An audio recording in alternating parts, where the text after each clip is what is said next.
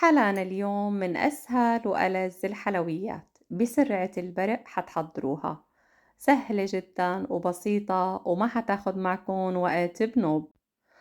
لضيوف الغفلة ولكل مستعجل حابب يحضر وصفة حلو بنصحكم فيها لأن بجد ولا أروع من هيك.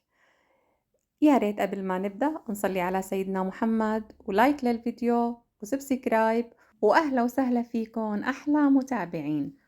وحننتقل مباشرة لطريقة التحضير. وصفتنا اليوم ما بحاجة لمقادير.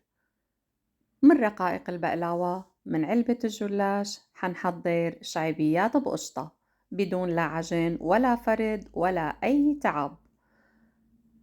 وعلى فوطة ناشفة منحط الرقائق بهالشكل، منفردها ومنغطيها لنحافظ على طراوتها.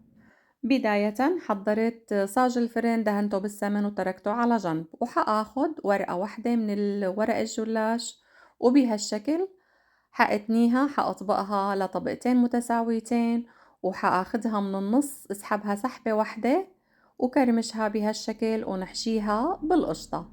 القشطة هون عندي أنا بفيديو سابق محضرتها، حأترك لكم اللينك بصندوق الوصف. والحشوة هون حسب ما انتو بتحبوا، ممكن تحشوها بالمسكربونة فقط إذا كنتوا مستعجلين وما عندكم وقت، فالمسكربونة جدا لذيذة وطيبة.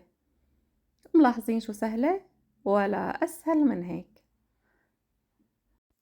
منصففها بهالشكل بصاج الفرن ومنغطيها، ملاحظين كيف مغطيتها بنايلون بلاستيك لحتى تحافظ على طراوتها.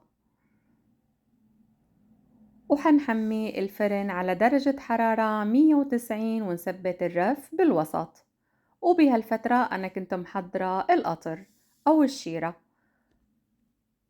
مقدار الشيرة كاستين سكر مع كاسة ونص مي، حنغليهن لمدة 5 دقايق بإضافة عصرة بسيطة من الليمون. وإذا كنتوا من محبي ماء الزهر أو ماء الورد منضيف له معلقة صغيرة ومنتركه على جنب لحتى يبرد تماما، ومنعبيه بأناني ومنحفظه لوقت الحاجة.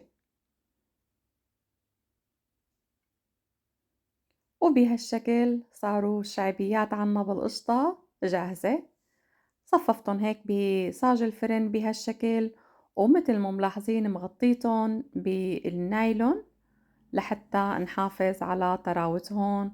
وهي الوصفة بالذات بدها سرعة بالأداء، يعني قد ما كانت ايدكن خفيفة وسريعة على قد ما بتاخدوا نتيجة أفضل. جهزت هلأ عندي الكمية كلها، دوبت ربع كوب من السمن وباستخدام الريشة حندهنها قطعة قطعة.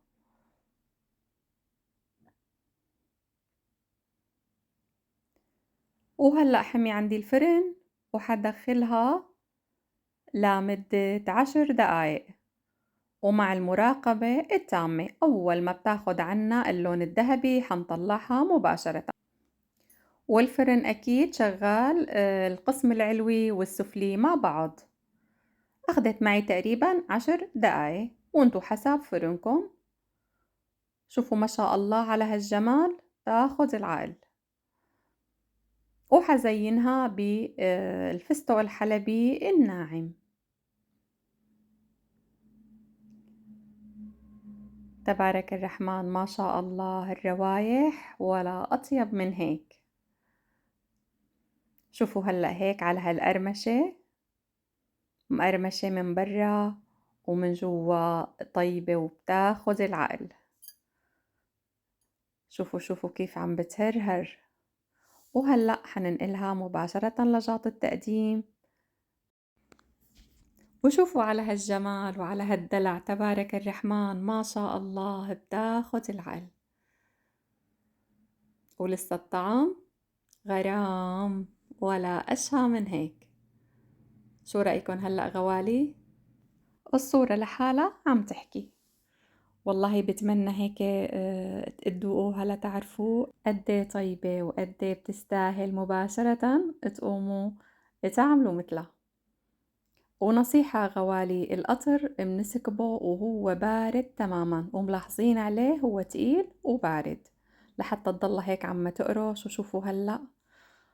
اللهم صل يا سيدنا محمد، غرام تاخد العقل. لا تنسوني من دعمكن غوالي.